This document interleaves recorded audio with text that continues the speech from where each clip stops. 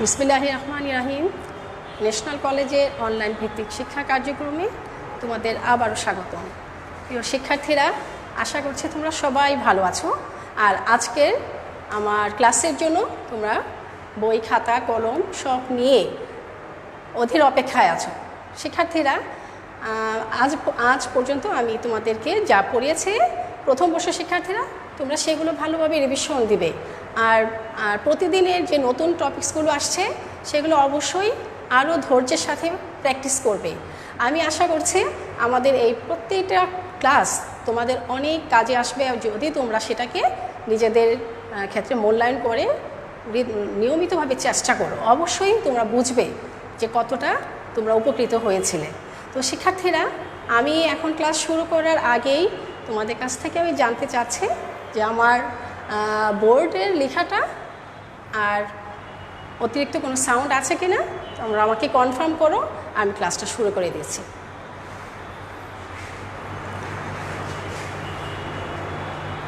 প্রমি মিত্র, তোমরা আমাকে একটু কনফার্ম করো আমার লেখাগুলো বোঝা যাচ্ছে কি না। শিক্ষার্থীরা একটু দ্রুত কনফার্ম করে দাও। যদি লেখাটা স্পষ্ট হয় আমি দ্রুত ক্লাসটা শুরু করে দিতে চাচ্ছি। তো শিক্ষার্থীরা ঠিক আছে? ঠিক আছে শিক্ষার্থীরা, তোমরা দ্রুত আমাকে একটু জানাও লেখা ঠিক আছে কি না। হ্যাঁ, আমি ভালো আছি, ক্লিয়ার। ক্লাসটা শুরু করছি। শিক্ষার্থীরা, আজকে আমার টপিকসটা হচ্ছে তোমাদেরকে তার আগের ক্লাসে আমি বলে দিয়েছিলাম যে জীববিজ্ঞান, উচ্চ মাধ্যমিক জীববিজ্ঞান প্রথম পত্র একাদশ ও দ্বাদশ শ্রেণীর জন্য অধ্যায় হচ্ছে দশম, উদ্ভিদ প্রজনন। উদ্ভিদ প্রজননের থেকে তোমরা একটি ক্লাস করেছিলে, আর আজকে তার দ্বিতীয় ক্লাস হবে, আমি সেটা বলেছিলাম। তো আমি আজকে যে বিষয়গুলো আলোচনা করব সেটা হচ্ছে স্ত্রী গ্যামেটোফাইটের আবৃতবীজী উদ্ভিদের নিষেক্রিয়া, তারপর হচ্ছে মনস্পরিক প্রক্রিয়া, স্ত্রী গ্যামেটোফাইটের বৃদ্ধির বিভিন্ন ধাপ অথবা গ্যামেটোফাইটের বিকাশ, আর পড়াবো নিষেক্রিয়ার গুরুত্ব ও তাৎপর্য। তো শিক্ষার্থীরা, আমি বোর্ডে তোমাদের জন্য একটি কালারফুল করে ছবি এঁকে নিয়ে এসেছি। তোমরা সেই ছবিটা ভালো করে দেখবে, আর আমি সেখান থেকে তোমাদেরকে যতটুকু সম্ভব বুঝিয়ে দেওয়ার চেষ্টা করব। আর তোমরা অবশ্যই আমার সাথে সাথে সেটাকে লক্ষ্য করবে এবং মন দিয়ে সেটাকে গ্রহণ করার চেষ্টা করবে। ঠিক আছে শিক্ষার্থীরা? তো আজকে আমার টপিকসটা হচ্ছে উদ্ভিদ প্রজনন বা প্লান্ট রিপ্রোডাকশন হতে মনস্পরিক প্রক্রিয়ায় স্ত্রী গ্যামেটোফাইটের বৃদ্ধির বিভিন্ন ধাপ বা স্ত্রী গ্যামেটোফাইটের বিকাশ। তো শিক্ষার্থীরা, তোমরা সবাই জানো যে স্ত্রী গ্যামেটোফাইট হচ্ছে স্ত্রী, হ্যাঁ এখানে দেখো শিক্ষার্থীরা, এই যে স্ত্রী রেণু হচ্ছে স্ত্রী মাতৃকোষের প্রথম কোষ, এটা কিন্তু ডিপ্লয়েড হয়। শিক্ষার্থীরা, তার আগে আমি তোমাদেরকে পুং গ্যামেটোফাইটের বিকাশ পড়িয়েছিলাম এর আগের ক্লাসে। শিক্ষার্থীরা, তোমরা খেয়াল করো, আমি লক্ষ্য করো, আমি আরও স্পষ্ট করার চেষ্টা করছি। দেখা যাচ্ছে কিনা শিক্ষার্থীরা? দেখো, এটা হচ্ছে স্ত্রী রেণু মাতৃকোষ। দেখো 2n দশা, স্ত্রী রেণু মাতৃকোষ হচ্ছে 2n দশা, অর্থাৎ ডিপ্লয়েড থাকে। শিক্ষার্থীরা, তার আগে তোমাদেরকে আরও কিছু জানতে হবে যে স্ত্রী রেণু হচ্ছে স্ত্রী মাতৃকোষের, স্ত্রী গ্যামেটোফাইটের প্রথম কোষ। এই কার্যকরী স্ত্রী রেণুটি বিভাজিত হয়ে স্ত্রী রেণু মাতৃকোষটি একটা মিওসিস প্রক্রিয়ায় বিভাজিত হয়ে 4টি স্ত্রী রেণুকোষ উৎপন্ন করে। তো আমি তোমাদেরকে আবারও মনে করিয়ে দিচ্ছি, এটা মনোস্পরিক প্রক্রিয়া, স্ত্রী গ্যামেটোফাইটের বৃদ্ধির বিভিন্ন ধাপ। কেন মনোস্পরিক প্রক্রিয়াটা বলা হচ্ছে শিক্ষার্থীরা? তোমরা জানো যে মনোস্পরিক প্রক্রিয়ার ক্ষেত্রে একটি স্ত্রী রেণু ভ্রূণথলি গঠনে অংশগ্রহণ করে। যদি একটি কার্যকরী স্ত্রী রেণু মাতৃকোষ ভ্রূণথলি গঠনে অংশগ্রহণ করে তখন তাকে বলা হবে মনোস্পরিক। আর যদি দুইটি কার্যকরী স্ত্রী রেণু মাতৃকোষ ভ্রূণথলি গঠনে অংশ নেয় তখন তাকে বলা হবে ডাইস্পরিক। আর যদি 4টি স্ত্রী রেণু মাতৃকোষ ভ্রূণথলি গঠনে অংশগ্রহণ করে তখন তাকে বলা হবে মনোস্ফরিক। শিক্ষার্থীরা তোমরা মনে রাখবে অধিকাংশ ক্ষেত্রে শতকরা প্রায় 75%, শতকরা প্রায় 75% উদ্ভিদ এই মনোস্ফরিক প্রক্রিয়ায় মনোস্ফরিক প্রক্রিয়ায় অংশগ্রহণ করে, মানে প্রক্রিয়ার মাধ্যমে মনোস্ফরিক প্রক্রিয়ার মাধ্যমে কি করে শিক্ষার্থীরা স্ত্রী গ্যামেটোফাইট সৃষ্টি করে। তো শিক্ষার্থীরা মনোস্ফরিক প্রক্রিয়ায় ভ্রূণথলি গঠন করে থাকে, ঠিক আছে। শতকরা প্রায় 75% মনোস্ফরিক প্রক্রিয়ায় মাধ্যমে ভ্রূণথলি গঠন করে থাকে, ভ্রূণথলি গঠন করে থাকে। শিক্ষার্থীরা তোমরা এটা লিখে রাখো, করে থাকে। তো আমি এই প্রক্রিয়াটি শুরু করার আগে তোমাদেরকে কিছুটা বেসিক জানিয়ে নিচ্ছি, তারপরেই আমি মেন কথাতে চলে যাব। তো শিক্ষার্থীরা তোমরা জানো যে স্টার্সবার্গার 1879 সালে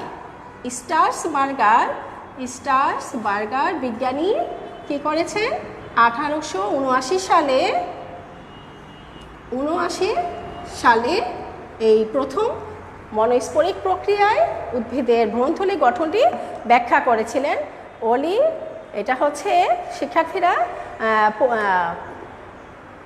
পলিগোনাম উদ্ভিদ থেকে, ঠিক আছে। শিক্ষার্থীরা দেখো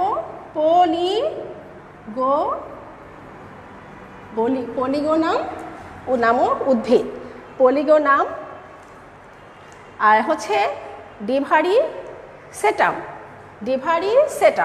পলিগোনাম ডিভারি সেটাম।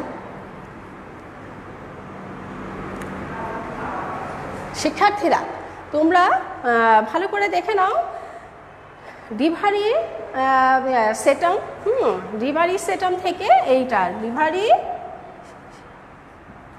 সেটাম থেকে এটা দ্বিপদ নামকরণ, তাই তোমরা দুইটা নাম আন্ডারলাইন করো। শিক্ষার্থীরা আজকে আমি যে অংশটা পড়াবো সেটা হচ্ছে মনোস্ফরিক প্রক্রিয়ায় স্ত্রী গ্যামেটোফাইটের বিকাশ। দেখো শিক্ষার্থীরা, এটা কতবার বোর্ডে এসেছিল, ঢাকা 17, 19, যশোর 16, 15, চট্টগ্রাম 19, কুমিল্লা 15, এছাড়া আরও অনেকবার এটি বোর্ডে এসেছিল। তো আমি আবারও তোমাদেরকে রিপ্লাই করছি কথাটা। মনোস্ফরিক প্রক্রিয়াটি কি? মনোস্ফরিক প্রক্রিয়াটা মানে কি? অর্থাৎ যদি একটি মাত্র কার্যকরী স্ত্রী রেণু মাতৃকোষ ভ্রূণথলি গঠনে অংশ নেয়, ভ্রূণথলি গঠনের ক্ষেত্রে যদি একটি মাত্র স্ত্রী রেণু কোষ অংশগ্রহণ করে, তখন সেই প্রক্রিয়াটিকে বলা হয় মনোস্ফরিক প্রক্রিয়া। তারপরে হচ্ছে যদি কখনো কখনো কিন্তু দুটি কার্যকরী স্ত্রী রেণু কিন্তু ভ্রূণথলি গঠনে অংশ নিতে পারে, সেটার ক্ষেত্রে তাকে বলা হবে ডাইস্ফরিক। হ্যাঁ, আর যখন নাকি হবে চারটি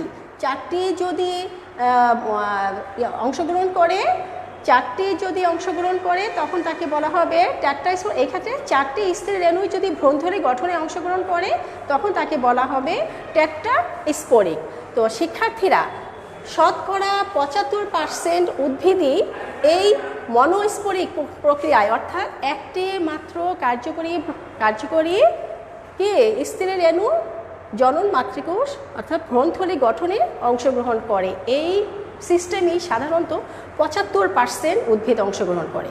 তাই আমি এবং তোমাদের বইয়ে মনোস্ফরিক প্রক্রিয়ায় স্ত্রী গ্যামেটোফাইটের বিকাশ বর্ণনা করা হয়েছে।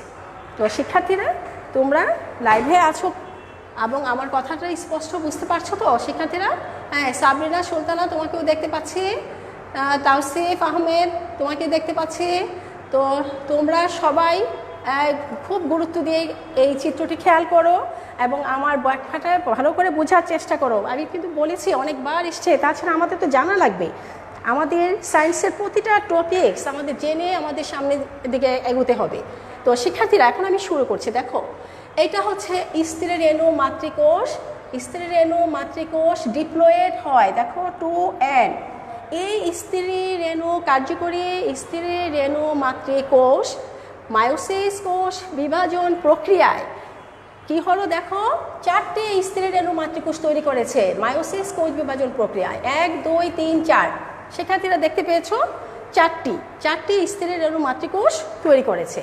তারপরে হওয়ার পরে মায়োসিস কোষ বিভাজন প্রক্রিয়া যখন 4টি স্ত্রী মাতৃকোষ তৈরি করলো, স্ত্রী রেণু কোষ তৈরি হলো, তারপরেই দেখা যাচ্ছে 3টি এর মধ্যে নষ্ট হয়ে গেছে। দেখো এই 3টা এখানে একদমই নষ্ট হয়ে গেছে।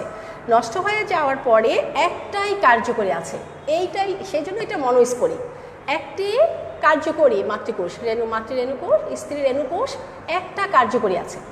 এই কর্মক্ষম স্ত্রী রেণুটি এবার মাইটোসিস কোষ বিভাজন প্রক্রিয়ায় বিভাজিত হয়ে একটি কার্যকরী স্ত্রী রেণু কোষটি কয়টি হলো, 2টি কোষ তৈরি করলো, 2টি নিউক্লিয়াস তৈরি হলো। একটি নিউক্লিয়াস ভেঙে 2টি নিউক্লিয়াস তৈরি হলো। শিক্ষার্থীরা তোমরা চিত্রটার সাথে সাথে আঁকাও। শিক্ষার্থীরা তোমরা কি বুঝতে পারছো, স্পষ্ট কিনা দেখো। দেখো এই একটি কর্মক্ষম স্ত্রী রেণু এখানে আছে, 4টি হয়েছিল মায়োসিস কোষ বিভাজন প্রক্রিয়া বিভাজিত হয়ে 4টি হয়েছিল, তার মধ্যে 3টি নষ্ট প্রায় স্ত্রী রেণু, একটি কার্যকরী।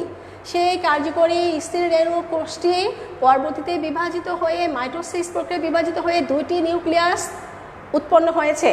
সেই 2টি পরবর্তীতে আবার মাইটোসিস কোষ বিভাজন প্রক্রিয়া বিভাজিত হয়ে 4 নিউক্লিয়াস অবস্থায় পরিণত হয়েছে। শিক্ষার্থীরা তোমরা লক্ষ্য করো, 4 নিউক্লিয়াস বিশিষ্ট অবস্থায় পরিণত হয়েছে। শিক্ষার্থীরা দেখো এই যে 4 নিউক্লিয়াস, তারপর এই 4 নিউক্লিয়াস অবস্থা হওয়ার পরে এখানে দেখো সেই কোষটিও ভ্রূণ স্ত্রী রেণু কোষটিও কিন্তু আকারে লম্বা আকার ধারণ করে এবং 2 প্রান্তে 2টি চলে যাওয়ার পরে এবং প্রত্যেকটি সামান্য সাইটোপ্লাজম এবং প্রাচীর দ্বারা আবৃত হয় বলে এদেরকে কোষও বলা যায়।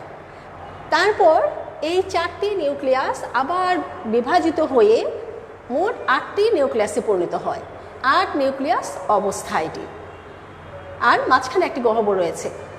এই 8 নিউক্লিয়াস অবস্থা হওয়ার পরে আমরা দেখতে পাচ্ছি যে 2 মেরু থেকে 2টি নিউক্লিয়াস কেন্দ্রে এসেছে। 2 উপরে 4টি থেকে একটি মেরু নিউক্লিয়াস মেরু থেকে কেন্দ্রে এসেছে, আরেক মেরু থেকে আরেকটি নিউক্লিয়াস মেরু থেকে এসে কেন্দ্রে এসেছে। এই 2টি পরস্পরের সাথে মিলিত হবে এবং 2 প্রান্ত থেকে এসে পরস্পরের সাথে এরা মিলিত হবে। এখন দেখো যে পাশে ভ্রূণথলির ভ্রূণরন্ধ্রটা যে পাশে অবস্থিত সেই পাশে এই পাশে ভ্রূণথলির ভ্রূণরন্ধ্রটা ছিদ্রটা তোমরা দেখে নাও, এখানে ছিদ্রটা থাকে। তাহলে এখানে যদি ছিদ্র থাকে তাহলে এই পাশে 3টি নিউক্লিয়াসের মধ্যে তুলনামূলকভাবে যেটি বৃহৎ আকৃতির সেটির নাম হচ্ছে ডিম্বাণু কোষ। আর ডিম্বাণুর দুপাশে যে 2টি নিউক্লিয়াস দেখা যাচ্ছে তার নাম হচ্ছে প্রতিপাদ কোষ। শিক্ষার্থীরা এই ডিম্বাণুর বিপরীত পাশে যে 3টি নিউক্লিয়াস দেখা যাচ্ছে তার নাম হচ্ছে এইটা হলো সহকারী কোষ। এটা প্রতিপাদ কোষ আর এটা হচ্ছে সহকারী কোষ।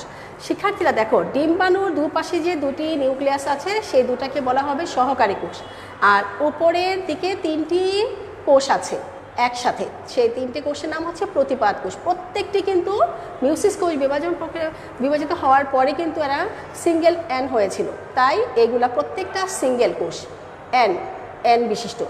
আর 2 পাশ থেকে 2টা এসে যে মিলিত হয়েছে তাই এখানে সেকেন্ডারি নিউক্লিয়াসগুলো হচ্ছে 2n দশায়। 2টা নিউক্লিয়াস মিলিত হয়ে যাওয়ার পর এটা হচ্ছে সেকেন্ডারি নিউক্লিয়াস, আর সেকেন্ডারি নিউক্লিয়াস হবে 2n দশায়।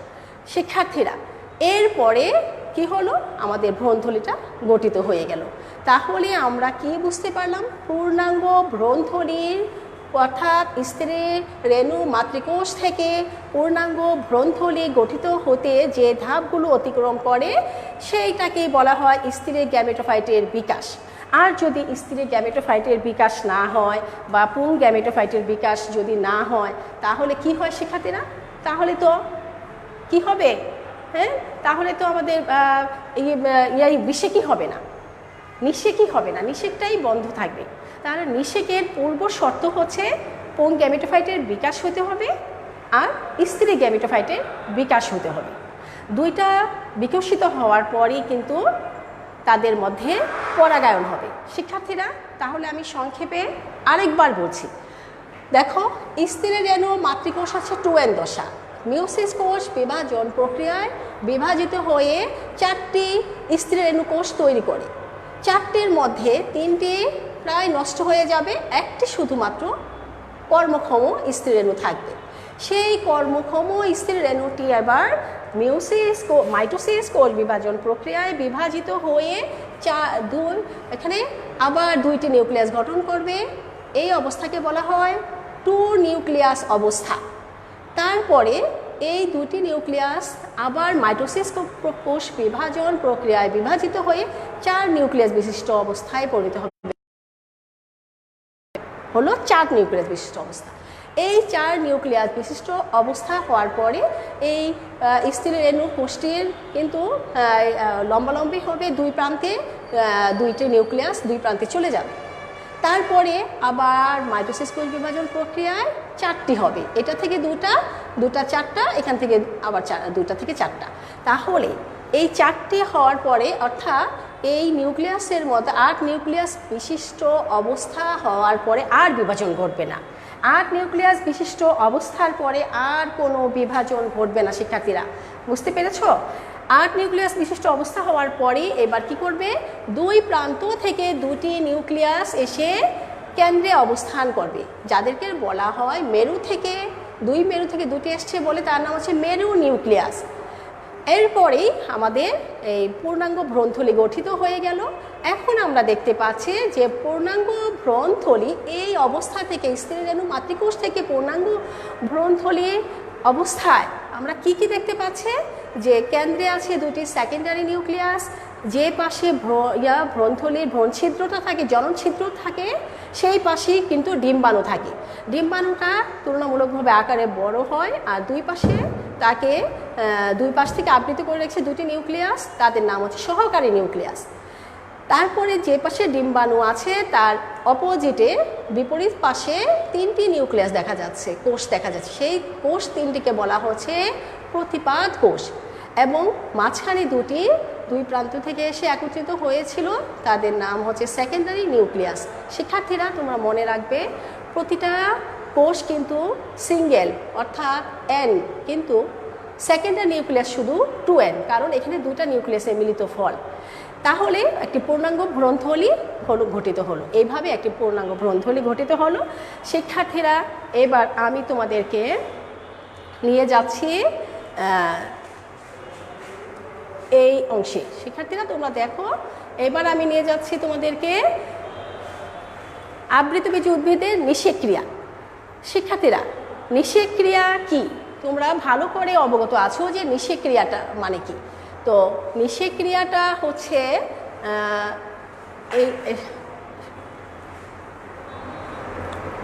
শিক্ষার্থীরা, তোমরা ভালোভাবে লক্ষ্য করো, আমি আরও কাছে নিয়ে দিচ্ছি, লেখাটা স্পষ্ট হচ্ছে কিনা দেখো।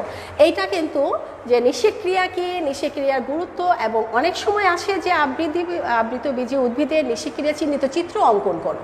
তো দেখো শিক্ষার্থীরা, এই নিষেক ক্রিয়া চিত্রের মধ্যে আমরা কি দেখতে পাচ্ছি? যে এই যে ডিম্বাণুটা আমরা দেখতে পাচ্ছি, এই ডিম্বাণুটাই কিন্তু এই কার্যকরী পূর্ণাঙ্গ ভ্রূণথলির এই অংশটাই কিন্তু এইটা দেখতে পাচ্ছ। আর এইখানে যে বলছিলাম জনন ছিদ্রটা যে পাশে আছে সেই পাশে ডিম্বাণু, হ্যাঁ এটা। এখন দেখো, একটি আবৃতবীজী উদ্ভিদের নিষেক ক্রিয়ায় আমরা কি কি অংশ দেখতে পাই। দেখো, এটা হচ্ছে পরাগ রেণু। তাহলে এটা কি পরাগ দণ্ডের উপর, হ্যাঁ পরাগমণ্ড, তারপরে হচ্ছে এই উপরেই হচ্ছে পরাগ রেণুগুলো অবস্থান করে। এটা হচ্ছে, আর এটা হচ্ছে গর্ভদণ্ড, অর্থাৎ গর্ভাশয়ের এই দণ্ডটার নাম হচ্ছে গর্ভদণ্ড, হ্যাঁ। আর এটা হচ্ছে গর্ভমুণ্ড, এইটা উপরের এই গর্ভমুণ্ড হচ্ছে উপরের অংশটা, আর গর্ভদণ্ড হচ্ছে এই অংশটা হচ্ছে গর্ভদণ্ড। এখন দেখো শিক্ষার্থীরা, এখানে যে নালিকাটা দেখতে পাচ্ছ এটা হচ্ছে পরাগ নালিকা। পরাগ নালিকা। আর হ্যাঁ, এটা নালিকা, এই ভিতরে অংশটা নালিকা, আর হচ্ছে পুং গ্যামিট। হ্যাঁ, এই পরাগ নালিকাটাই কিন্তু আমরা পুং গ্যামিট বলে থাকি।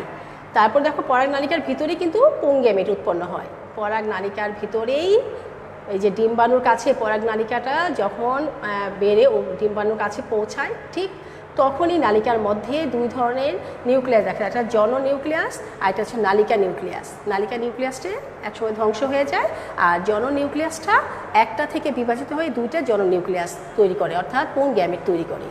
আমি এই চিত্রে দুটা পুং গ্যামিট দেখিয়েছি আর একটা নালিকা নিউক্লিয়াস দেখিয়েছি। তারপরে দেখো এটাই কিন্তু গর্ভাশয়। গর্ভাশয়ের ভিতরে আমরা যে অংশটা দেখতে পাচ্ছি সেটাই হচ্ছে ডিম্বক। আর ডিম্বকের মধ্যে আমি একটু আগে যা বলেছিলাম সেটাই, যে তিনটি, উপরে তিনটি হচ্ছে প্রতিপাদ কোষ, মাঝখানে তিনটি হচ্ছে সেকেন্ডারি নিউক্লিয়াস। যদি সেকেন্ডারি নিউক্লিয়াসের সাথে এই পুং গ্যামিটের মধ্যে যে দুটি পুং গ্যামিট ছিল, একটি পুং গ্যামিট যদি সেকেন্ডারি নিউক্লিয়াসের সাথে মিলিত হয় তখন তাকে কী বলা হয়? ত্রিমিলন বলা হয়। সাধারণত দ্বিমিলনই থাকে, তবে কখনো কখনো পুং গ্যামিট একটি এসে ডিম্বাণুর সাথে মিলিত হয়, আরেকটি এসে সেকেন্ডারি নিউক্লিয়াসের সাথে মিলিত হতে পারে। কখনো তোমাদের প্রশ্ন আসে ত্রিমিলন কি, যে যদি তোমরা বলবা যে ডিম্বাণুর সাথে একটি শুক্রাণু কোষ এবং আরেকটি শুক্রাণু কোষ যদি সেকেন্ডারি নিউক্লিয়াসের সাথে একই সময় মিলিত হয় তখন তাকে বলা হয় ত্রিমিলন। এটা হচ্ছে ডিম্বাণু, আর ডিম্বাণুর দুই পাশে যে দুটি নিউক্লিয়াস থাকে তার নাম হচ্ছে সহকারী নিউক্লিয়াস, আর এই হচ্ছে বৃন্ত। তো শিক্ষার্থীরা, তোমরা কি আমার চিত্রটা স্পষ্ট বুঝতে পারছো? শিক্ষার্থীরা বুঝতে পেরেছো তো? হ্যাঁ, আচ্ছা ঠিক আছে। এবার আমি তোমাদেরকে নিষেকের পরিণতির পরে নিষেকের কিছু গুরুত্ব আছে, নিষেক প্রক্রিয়ার গুরুত্ব। আমি নিষেক প্রক্রিয়ার গুরুত্ব নিয়ে এখন আলোচনা করব, বা তাৎপর্য। এটাও পরীক্ষাতে অনেকবার আসে, যেমন যশোর 15, ঢাকা 17, কুমিল্লা 17, 19, 16 অনেকবার এসেছিল নিষেকের পরিণতি। তো শিক্ষার্থীরা, তোমরা তো ভালো করে জানো যে নিষেক প্রক্রিয়াটা আসলে কি।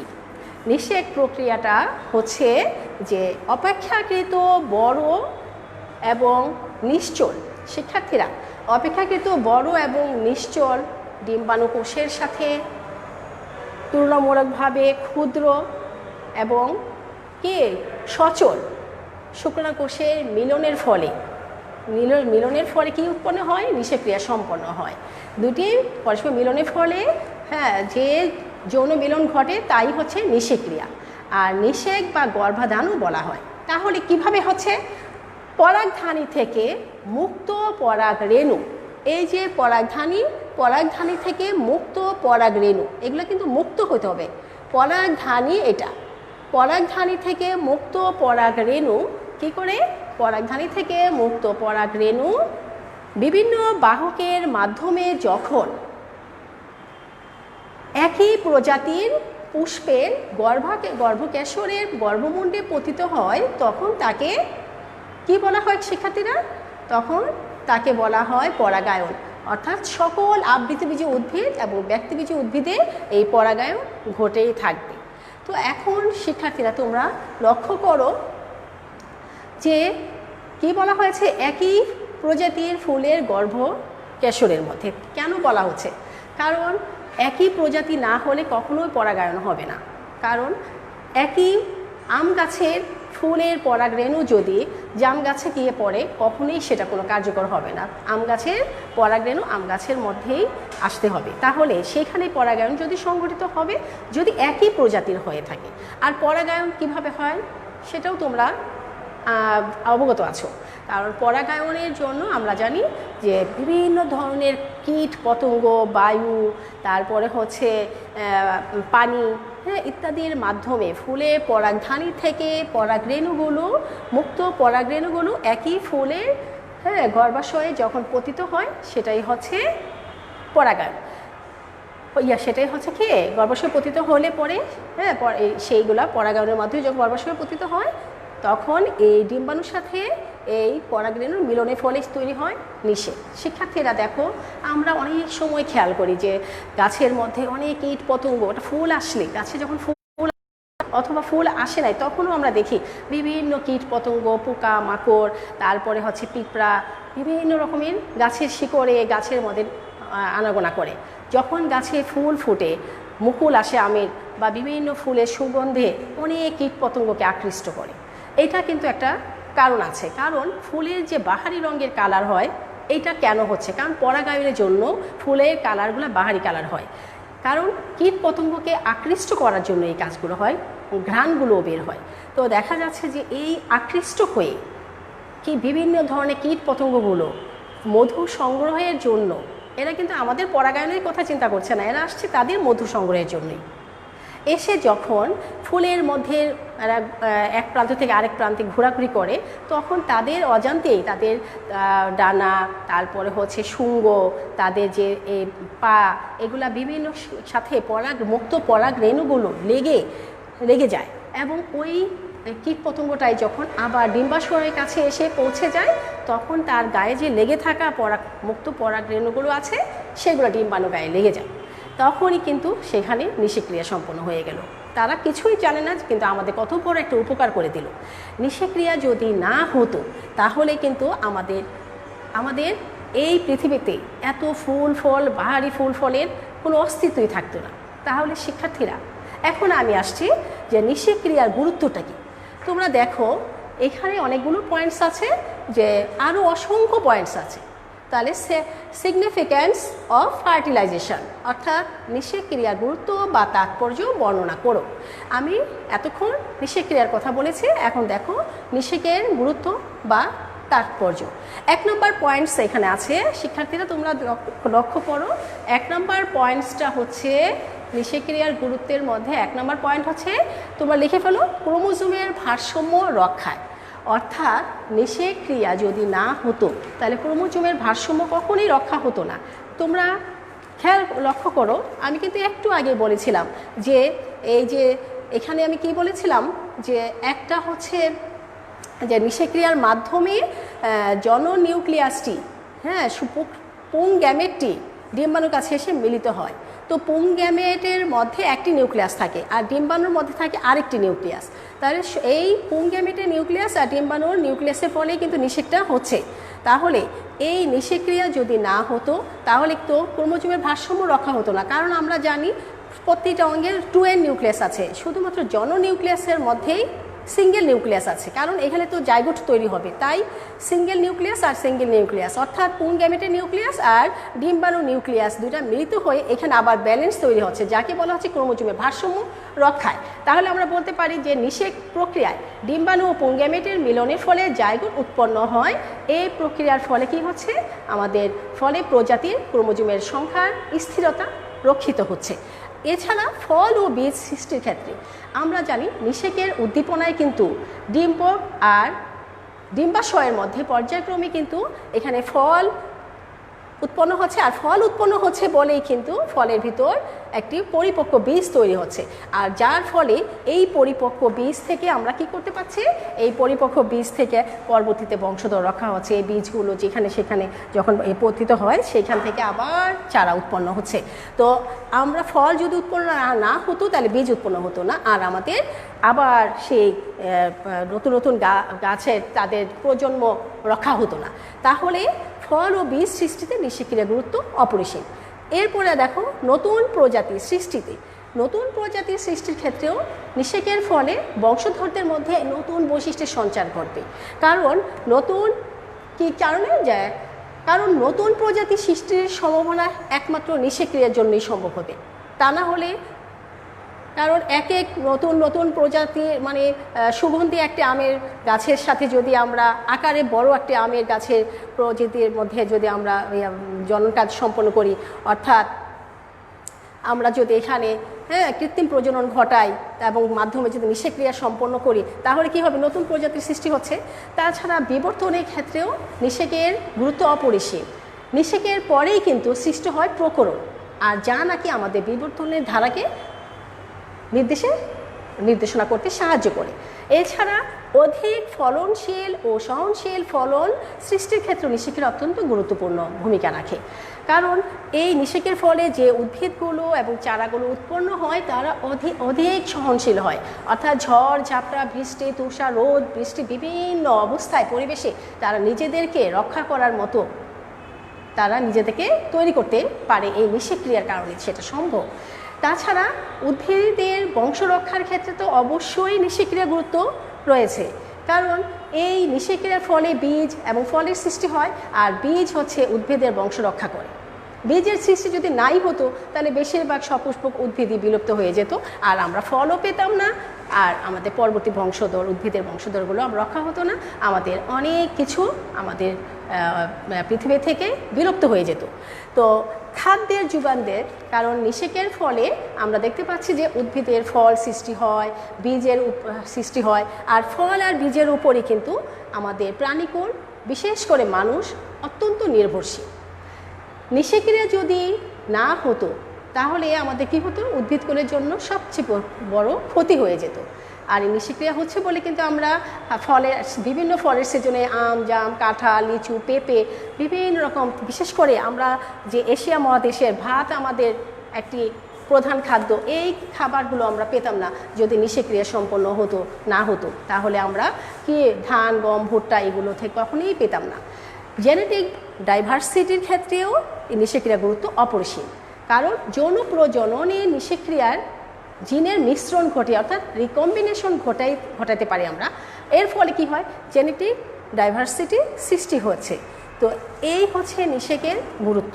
তো শিক্ষার্থীরা, আজকে তোমরা অবশ্যই অবশ্যই অবশ্যই গুরুত্বপূর্ণ অধ্যায়টি গুরুত্ব দিয়েই পড়বে, সেটাই আমি আশা করছি। আর শিক্ষার্থীরা, এই অধ্যায় অত্যন্ত গুরুত্বপূর্ণ, অর্থাৎ আমার প্রতিটি অধ্যায় গুরুত্বপূর্ণ। আসলে সায়েন্সের কোন অধ্যায় বাদ দিয়ে কোনটা বলো, প্রতিটা অধ্যায় কিন্তু গুরুত্বপূর্ণ, আর প্রতিটা অধ্যায় কঠিন বলে কিছু নেই। যারা বিজ্ঞানী তারা যদি বছরের পর বছর, তোমরা তো দেখেছো, এক একটা জিনিস আবিষ্কার করতে তাদের এক যুগও চলে গেছে, তারও বেশি তারা আবিষ্কার করেছে, আর আমরা সেই আবিষ্কারের জিনিসটাই আমরা বুঝতে এত কঠিন মনে হওয়া ঠিক না। তাই আমাদেরকে অবশ্যই চর্চা করতে হবে আর একাধিকবার পড়তে হবে। শুধু ক্লাসের উপর নির্ভরশীল হলেই হবে না শিক্ষার্থীরা, আমরা বুঝাবো, তারপর তোমরা একাধিকবার পড়বা। পড়ার পরে যদি কোনো প্রবলেম থাকে অবশ্যই আমাদের সাথে যোগাযোগ করবা, আমরা প্রতি সময় তোমাদেরকে জন্য প্রস্তুত আছি। তো আমি বুঝালাম, কিন্তু তোমাকে পড়তে হবে। আমি যদি একবার বুঝাই, তোমাকে 10 বার 10 গুণ বেশি পড়তে হবে, তাহলে অবশ্যই তোমরা আরও বেটারভাবে এটা আয়ত্ত করে ফেলতে পারবে। তারপরে তো আমরা আছি। তো শিক্ষার্থীরা, এই অধ্যায়টি তেমন এখানে আরও আছে যে নিষেক ক্রিয়া কি, আমি একটু আগে বলেছি, নিষেকের পরিণতিটা তোমরা জেনেছো। তারপরে এই অধ্যায় থেকে আমি আর কি পড়িয়েছিলাম এর আগে, নিষেকের পর গর্ভাশয় অর্থাৎ ডিম্বাশয় থেকে বিভিন্ন ডিম্বকের পরিবর্তন, এর আগের ক্লাসে আমি সেটি বুঝিয়েছি। তারপর পুং গ্যামেটোফাইটের বিকাশ, সেটিও আমি বুঝিয়েছি। তো শিক্ষার্থীরা, আজকে আমার এই অধ্যায়টির মধ্যে আর কৃত্রিম প্রজনন আছে, কৃত্রিম প্রজননগুলো তোমরা জানো, অবগত আছো। আর আমার এই অধ্যায়টি আজকে আমি শেষ করলাম।